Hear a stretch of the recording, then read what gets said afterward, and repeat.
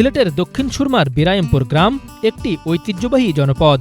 এই গ্রামেই বিএনপির চেয়ারম্যান তারেক রহমানের স্ত্রী বিশিষ্ট চিকিৎসক ডাক্তার জুবাইদা রহমানের পৈতৃক নিবাস। জুবাইদা রহমানের পিতা বাংলাদেশ নৌবাহিনীর সাবেক প্রধান প্রয়াত রিয়ার অ্যাডমিরাল মাহবুব আলী খানের বাসভবনটি স্থানীয়ভাবে একটি সম্মানিত ও সম্ভ্রান্ত পরিবারের ঠিকানা হিসেবে পরিচিত। পরিবারটি বরাবরই শান্ত ও নিরিবিলি জীবনযাপনে অভ্যস্ত।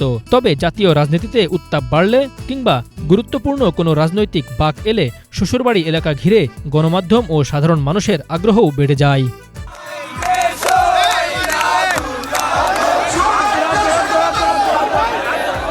সম্প্রতি প্রায় ২০ বছর পর স্ত্রীসহ শ্বশুরবাড়িতে যান তারেক রহমান। দীর্ঘদিন পর জামাইয়ের আগমনে শ্বশুরালয়ে ছিল উৎসবমুখর পরিবেশ। সিলেটি রীতি অনুযায়ী তাকে আনুষ্ঠানিকভাবে জামাই বরণ করা হয়। আয়োজন করা হয় ঐতিহ্যবাহী সব খাবারের। পারিবারিক খুনসুটি আর স্মৃতিচারণে মুখর হয়ে ওঠে পুরো পরিবেশ। রাতের খাবারের মেনুতে ছিল দেশি মুরগি, ইলিশ মাছ সহ তারেক রহমানের পছন্দের নানা পদ। স্বজনদের ভাষ্য, প্রায় ১১০ একর আয়তনের বিশাল বাড়িতে অতিথি হয়ে নয়, আপনজন হিসেবেই সবার সঙ্গে মিশেছেন তারেক রহমান।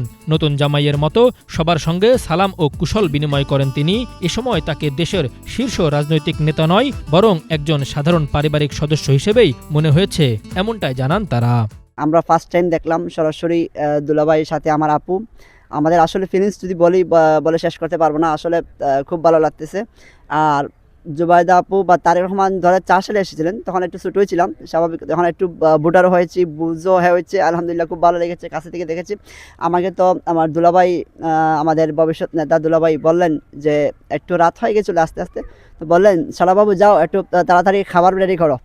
তো আসলে খুব ভালো লেগেছে। দুলাভাই একটু রসিকতা করলো। তো জুবাইদা আপু অতীত স্মৃতিচারণ করলেন, ছোটোবেলায় এসেছিলেন। তা বাড়ির সবার কথা জিজ্ঞেস করলেন, মা চাচি সবার কথা, চাচারা। এই এলাকার সবাই কাছে থেকে দেখার জন্য এত অধীর আগ্রহে অপেক্ষা করছিল, বা সামনে থেকে দেখবে। রাত 1টা-2টা কেমনে হয়েছে তারা বুঝতেও পারেনি।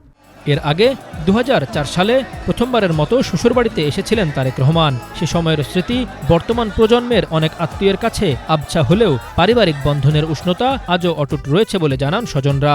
বোন ও বোনজামাইকে একসঙ্গে কাছে পেয়ে বর্তমান প্রজন্মের অনেকে এবারই প্রথম আবেগাপ্লুত হওয়ার কথা জানান। শ্বশুরালয়ে তারেক রহমানের সরলতা, আন্তরিকতা ও পারিবারিক আচরণে মুগ্ধতা প্রকাশ করেন স্বজনরা।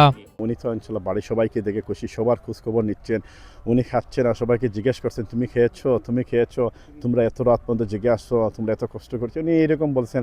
তারপরে বলছেন উনি ইনশাল্লাহ আমি বাড়িতে আবার আসবো, উনি থাকবেন ওই জায়গায়, বলছেন ওনার থাকার ইচ্ছা আছে। এখানে এত বড় বাড়ি, যেটা এই বাড়ির মধ্যে তো সিকিউরিটি দেওয়াটা একটা বিরাট বড় একটা ইস্যু হয়ে দাঁড়ায়। গত যে প্রোগ্রামটা ছিল, হাজার হাজার নেতাকর্মী ওই জায়গায় চলে আসছে। তো উনি যেটা ইচ্ছা প্রকাশ করছে, ইনশাল্লাহ ভবিষ্যতে দিন সুযোগ হয় তাহলে হয়তো বা উনি এখানে এসে কিছু সময় থাকতেও পারেন, আবার রাত্রি যাপনও করতে পারেন, সেটা উনি বলছেন।